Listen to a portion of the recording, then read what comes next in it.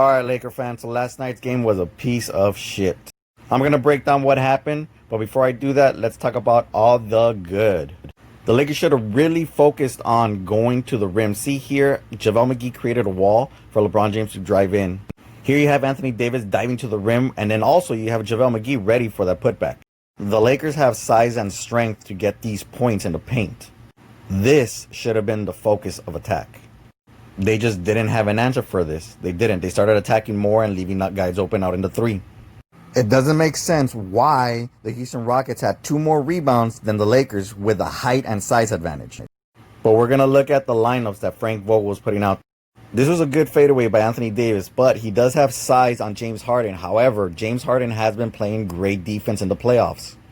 Great vision to intercept that pass. LeBron James drives it in, and these fast-paced points were great. And see how JaVale McGee was there ready because they didn't have anybody to answer. Great block by LeBron right here.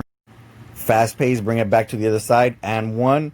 And this should have been the game all night. Fuck that three-point, fuck living outside. See how they're diving in, they're catching them flat-footed. From this point, you have options. Kuzma can go up, which he does, or he could have dipped it down to Anthony Davis, who was ready right there at the rim. Options, options, options. Rondo. I don't know why Frank Vogel decided to put him up for 24 minutes, but he did. And here, this is what I don't understand. How do the Houston Rockets have 42 rebounds to Lakers 40? Anthony Davis has huge height advantage on him. It's great that Anthony Davis can hit threes. He spreads out the floor. Now let's talk about the bad. Since Frank Vogel wasn't going to play JaVale McGee, this should have been a hard-ass foul. James Harden's going to get the foul regardless, so next time James runs to the paint, he's going to remember that hit. My understanding for why Frank Vogel put Rondo for 24 minutes rather than 8 to 10 minutes to start him off and present him into the playoffs is baffling. He was obviously not defensively capable to cover these players who are obviously faster than him. He was out of rhythm, and in some instances, he wasn't paying attention, like right here. He told somebody to cover for him, but leaves Kuzma on an island with Westbrook. Big mistake. This was a good read. Unfortunately, it wasn't a good pass by Rondo. Then, not much on defense. He just fakes him out. Great pressure, but he gets burned, and he just sticks his hand out, nothing. Here's my quarrel. Height advantage. Look at this height advantage with Anthony Davis.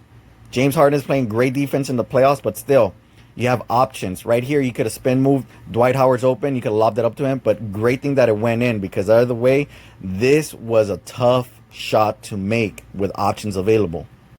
During the game, a lot of players are just flat-footed, just standing around, looking around. Here, Dwight should have jumped for that, or he should have spread out and been able to. You're giving the Houston Rockets second opportunity. I understand the logic of having to double up James Harden, but you shouldn't do that when your man is Russell Westbrook. LeBron James should have done a better job of covering Westbrook or diving in. Stick a hand out, do something.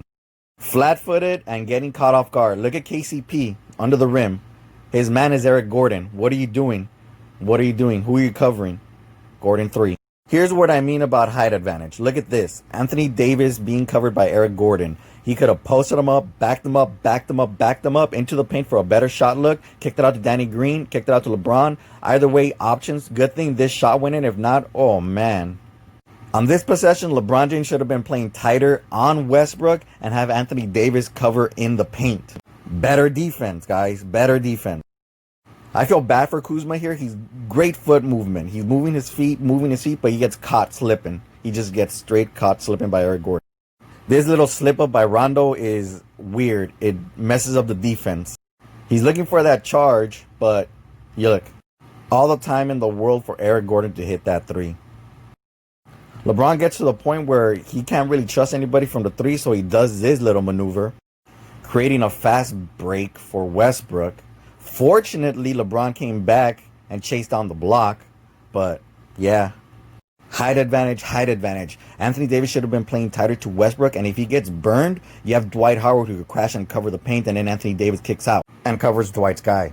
Bottom line, next game, let's have less Rondo, more Caruso and JaVale McGee because they were the better players on the floor. So let's go game 2. Let's go Lake Show.